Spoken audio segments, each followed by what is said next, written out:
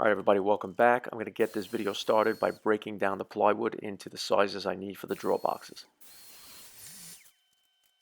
What I've done here is take a piece that I've squared up already against the fence and the guide rail and put it in place to where my mark is of the 130 millimeter of the drawer that I want to cut.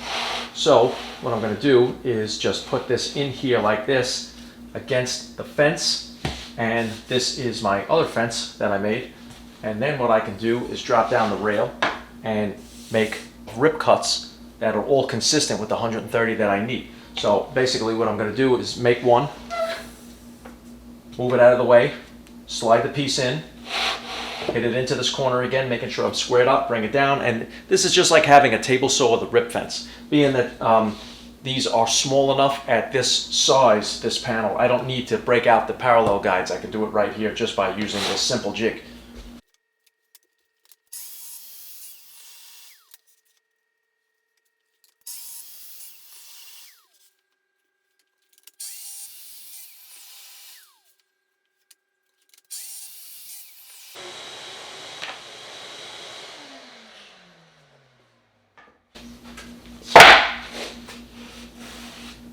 Okay, now for the quick and easy method that I use to make the drawer boxes to the size they need to be, subtracting the drawer glides. These are soft close drawer glides, so basically what that means is when you have the drawers attached and you slam them in, they will softly close the drawer so it doesn't bang into the cabinet and make a loud noise and damage the cabinet and, you know, repeatedly wear it out from constantly hitting it.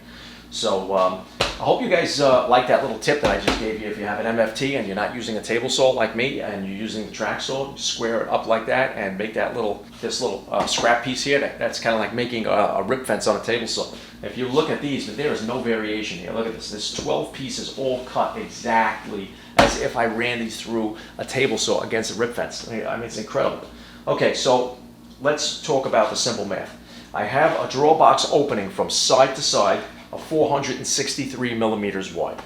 Now I need to subtract, because the drawer slides are going to sit in the sides of the opening like this. So I need to make the drawer fit in between these two slides. So basically what I'm going to do is, now the instructions will tell you subtract half an inch from each side, because that's what these take up, and you would subtract 1 inch and then you would get your dimension. Let's say the drawer opening was 24 inches and you would subtract an inch. You need to make your drawer box to be an opening of 23 inches. That needs to fit in between that those drawer slides. So what I'm going to do is, now I'm working in metric here, but if you're working in imperial, you could use the same method. I'm just going to take the two slides where they go to at the front, and I'm going to measure from one side to the other.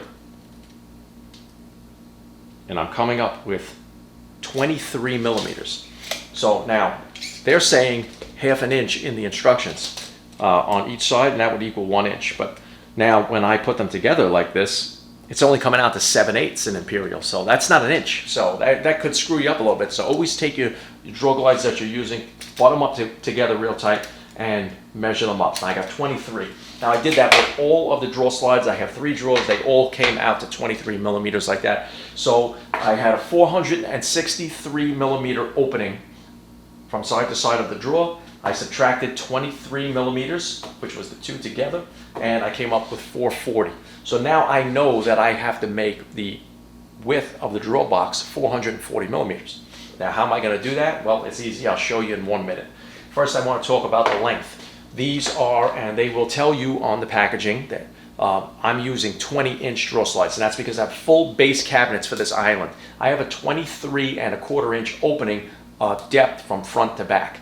Now, this is 20 inches. That gives me 3¼ inches of space in the back. You need some breathing room. Things will fall behind the drawer. Things can get stuck in there, and you don't want your drawer box to go right up to the back and possibly give you no room and contact that or jam something up even more if it does get stuck in between there. So 20 inches in imperial. So I'm using metric. So my drawer box lengths, the sides, are going to be 508 millimeters. It's basically the same measurement as 20 inches. Okay, so that's what we're going with. We're going 508 depth from front to back, and from side to side with the one drawer box opening is 463 millimeters. So the quick math on that is you can use the same method that you used on the drawer slides if you want. You take two of your pieces and put them together, and then you would take the measurement that you, let me get you in a little bit closer so you can see what I'm talking about. Okay, so check this out, guys, real quick. Now, I know that these are, because I've been working with them, these are 19 millimeter thick. So what I could do is I could take my opening. I need to get the drawer width to be 440. So I could just subtract 19, and 19 is 38. So I would go 440 minus 38. And then I would get my drawer box opening. But the other method you can do if you don't want to do any math is just take two of your sides and squeeze them together so that they're butted up against each other real tight. And then take the measurement that you want, and I'm going to put my tape right on 440 millimeters. So at the 440 mark, I look to the other side here, and I have 402. Now, if you were to do the math on a calculator, 440 minus 38 is 402. So this is the same thing, just it's a real quick and easy method not to have to sit and fiddle with a calculator or do any math in your head. So that's what I need to cut the pieces for the front and the back to make this drawer 440. I'm gonna have to cut them to 402 millimeters. Now over at the miter saw, I'll set up a stop block so I know that I have consistency when I cut these pieces. They all have to be the same for the fronts and the backs of the drawers. Next, I'll route a groove on the drawers, and this is gonna be for the bottom panel. I'm using a 6 millimeter bit and routing down 9 millimeters. Now I have all the parts of the drawers, all the grooves are done. I still have to edge band them, but first I'm going to do the dominoes. So I'm going to take the drawer back and the drawer front of the box.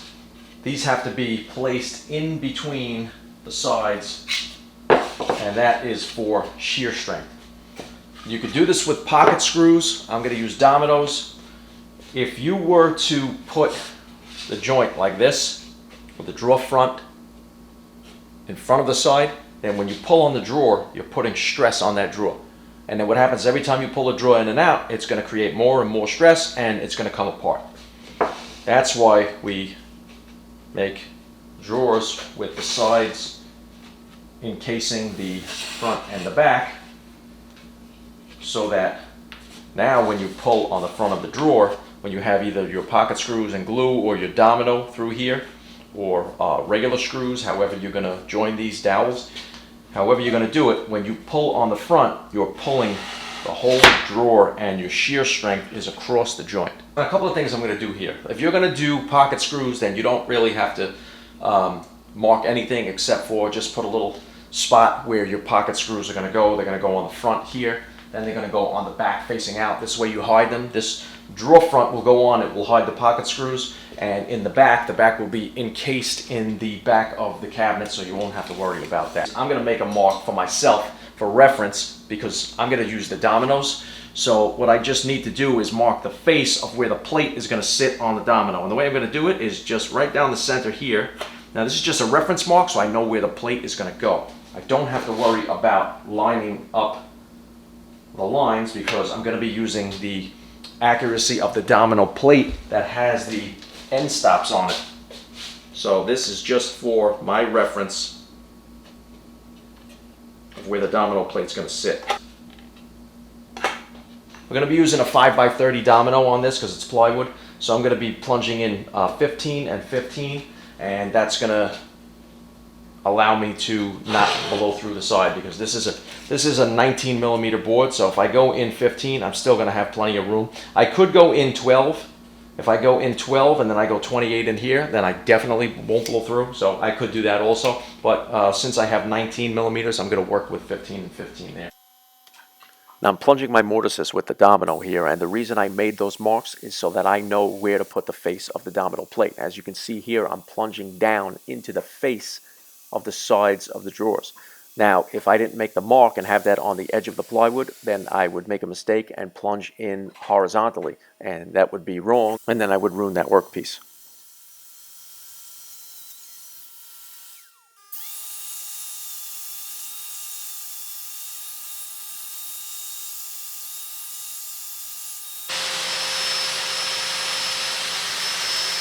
Here's something that I always do when making drawers or cabinet doors or anything. You always have to do a quick dry fit.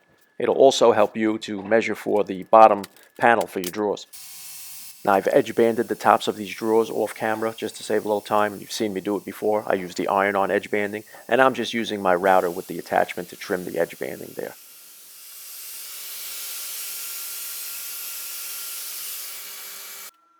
And now it's time for the glue up, and once I have the three sides of the drawer glued up and in place, I'll slide the bottom panel in and then cap it off with the other side of the drawer, and then I'm going to tack it in with some pin nails just to act as a clamp and hold it in place.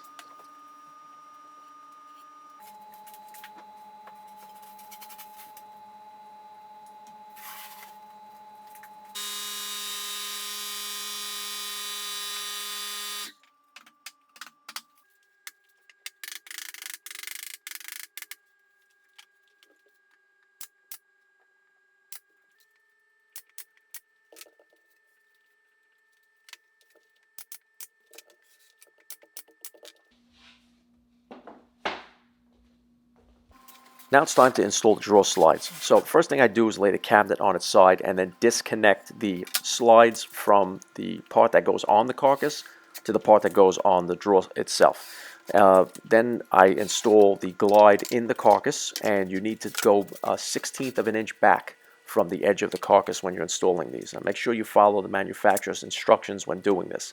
Then I just slide the piece forward and screw in the piece and finish it off with a screwdriver so that I don't over torque it when I do this. Next thing I do is install the other part of the slide on the drawer box itself. So you'll see I'm using a scrap piece of plywood in the front, and I'm making sure that I butt it up against there, and that's acting as a stop, like as if it was my drawer front. So I also put it on a level surface, and I just rest the track on the bottom of the table and against the bottom of the drawer, and then screw that in with the impact driver, but then I stop and torque it down with a screwdriver. Once everything's attached, you can take the drawer and slide it into the glides that are installed into the opening, and then just give it a little bit of a hard push to get it in there until it clicks, and that will attach it permanently. And then you can just work the drawer back and forth just to make sure that it glides smoothly and nothing's stuck. I also work the drawer slides back and forth quite a few times just because they kind of need like a little break-in period, and then they operate pretty smooth. Okay, this is the last cabinet. Drawers in, and now I can start to move everything off to the side so I can start the molding and trim around the other side of the carcass of this island. Okay guys, so I got these boxes just back on the toe kick temporarily, and you can see here that these are full extension drawer glides, and so this way you get full use of the drawer box, which is a full 20 inches. And then you have the soft close feature, and then you're going to have the drawer fronts that are going to match the doors with the same reveal as the sides, so about 4 millimeter between, and those will be affixed later on when I get it in the client's home, and that's because I still have to paint the fronts and the backs of those drawer fronts, and then we can put everything together. So this way, once I put all the doors and everything back on and everything sitting in its place at level, and I've adjusted everything, that's when I'll attach the drawer fronts. So do that at the location. Alright guys, hope you enjoyed the video. Don't forget to hit the subscribe button. Make sure you hit the picture of the notification bell. That's going to notify you every time I upload a new video. I hope you guys got something out of this. Make sure that you check the links in the description for the tools that I used in this. I have some molding and trim coming next, so that's going to be the next part of it. I'm going to disassemble all this, and then we have the installation. Alright guys, thanks for joining me in the shop again today, and I'll see you next time.